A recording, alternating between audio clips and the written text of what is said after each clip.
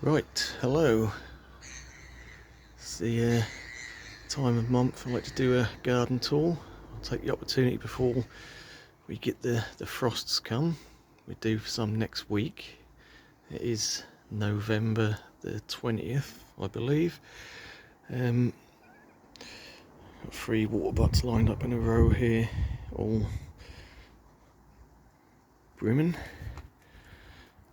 So let's have a look, see what's going on in the garden. We've got the wife's greenhouse here, which is mainly pomegranates grown from seed from the supermarket. They start to drop their leaves this time of year, but they are pretty hardy. They'll come back strong next year. Got the insetties, bananas, which are drying out. The roots have just about dried out now, so I'll chop them back a bit, get all the soil off and get them indoors before the frosts come.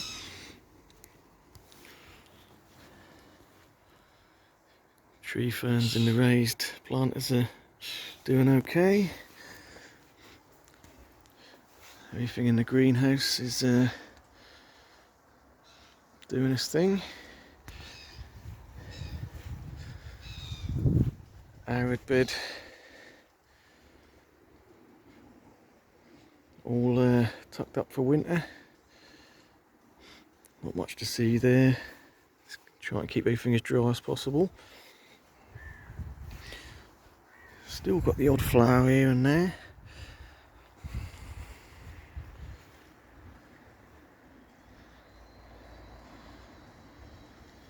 So the pond, I normally run 2 pumps on that. I've just dropped it down to 1 pump. Obviously stopped feeding the fish now. They're going a bit more dormant. They're just sort of milling about near the bottom. I'm leaving all the duckweed on the top there to deter the herons. They can't see the fish, they're not going to be interested. And the fish are at the bottom anyway, so they shouldn't really be too much of a problem. I am going to take these 2 planters in, probably put them in the greenhouse. So we've got some gingers and some colocaceas there. I didn't do anything with them other than just take them in and keep them dry into the greenhouse, and they seem to come back every year.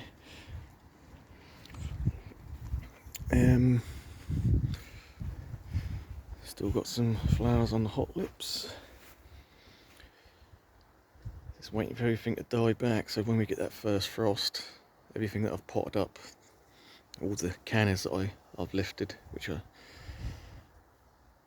not needed to lift, but I want to move them about a bit and thin them out, so they're potted up. So I'm going to let the frost hit them, then we're going to cut them back and store them somewhere dry, maybe down the side of the house, or if I've got room in the greenhouse. Same with the dahlias and begonias here.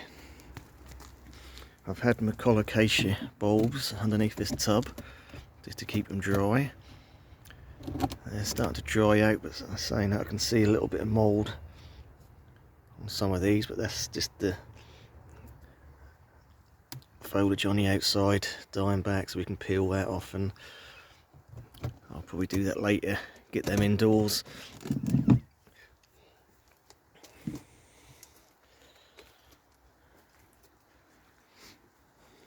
New Trachycarpus settling in, just been chucking a watering can at that every day just to keep it well hydrated. Because it's been cool, it's not a major issue, but there's been a little bit of a wind, so it will transpire through the leaves a little bit. So yeah, just keeping that well watered, and I'll probably ease off on the water next week if we do get any frosts.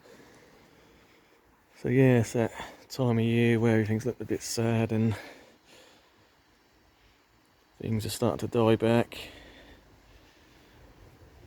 But like I say, all the shelters and main things I want to protect through winter are up and protected now, so really the only thing to do is the cannas, which I don't really protect them as such. So we've got a lot of Musifolia and Tropicana Red, these sort of cannas, which I find pretty hardy, but what I'm going to do is let the frost hit the leaves, and I'll cut them back and probably just mulch it, give it a light mulching on top, maybe an inch of mulch, just to protect the rhizomes underneath the soil, stop them from freezing if we do get any really bad weather. So that is really the last thing to do, and I will maybe, with the Musabaju, which look in a bit of a state, wind shredded, and you know, just with the cool weather just starting to slow down and die. So I probably will cut the leaves off this eventually, and if we do get any really severe weather, I will just wrap some bubble wrap around the trunk. But last year I didn't do anything, and they didn't lose any height on the trunk. They grew well, didn't rot off at all.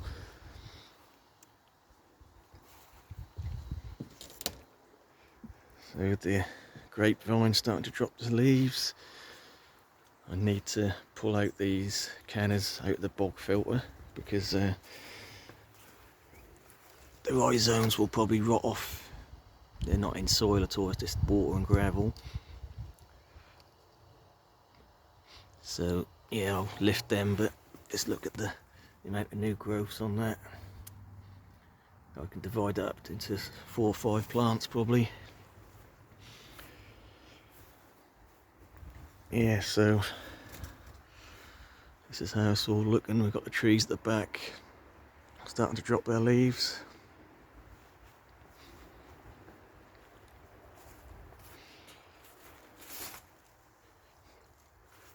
Cactus patch is covered up. They all fly through winter, no problem whatsoever.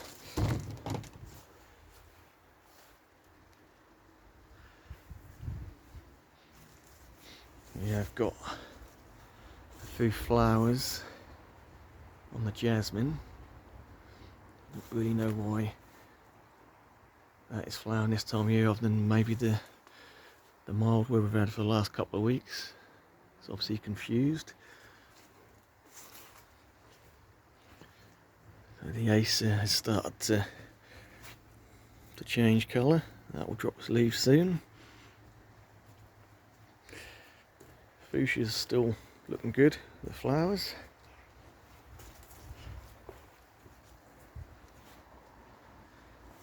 Tree fern absolutely fine.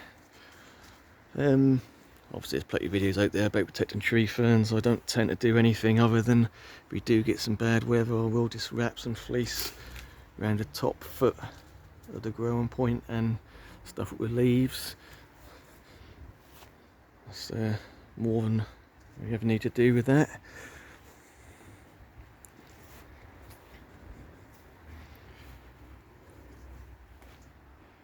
So we've got a little shelter here, covering a cordyline superstar and hardy parlour palm underneath there.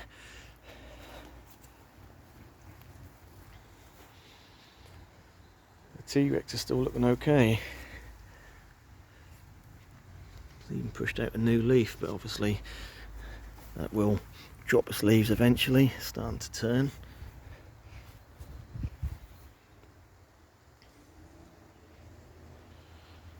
So yeah, it's always a little bit sad this time of year, walking through the garden, but you know, we are coming up to winter now.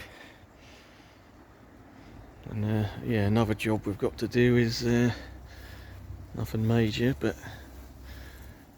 the leaves have started to collapse.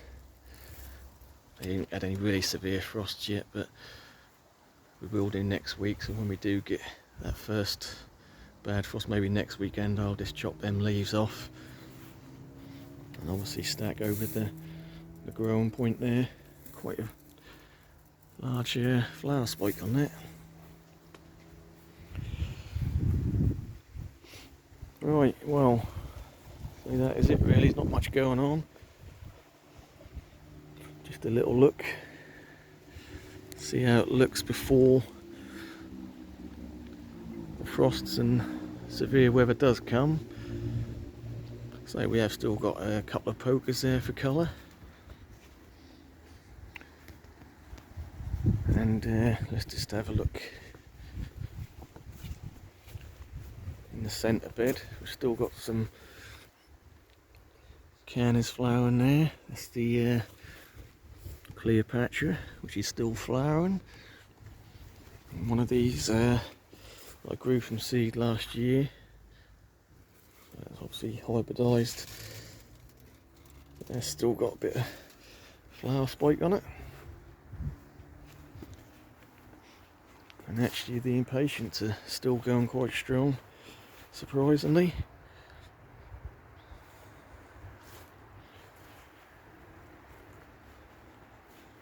So yeah, the bananas I shoot at the beginning of the video were obviously in these big pots here. I literally just dug them out. You can see the impatiens around there still going. Didn't really need to disturb much, just literally dug out cut through the roots and pulled them out. Right, I think we're going to leave it like that. So the tropical garden's not looking quite so tropical now, but it is still plenty of evergreen interest with the palms and fatches and that kind of thing.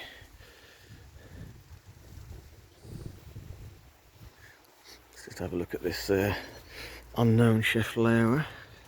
Still looking pretty good at the moment. So I will be watching this one over winter. Really red stems and the big glossy leaves. That is bought as a house plant from B&M in the summer, and I put it straight in the ground because I know a lot of these chef flowers are harder than you think, so we will see on that one. Right, I think we'll leave it at that. Thanks for watching.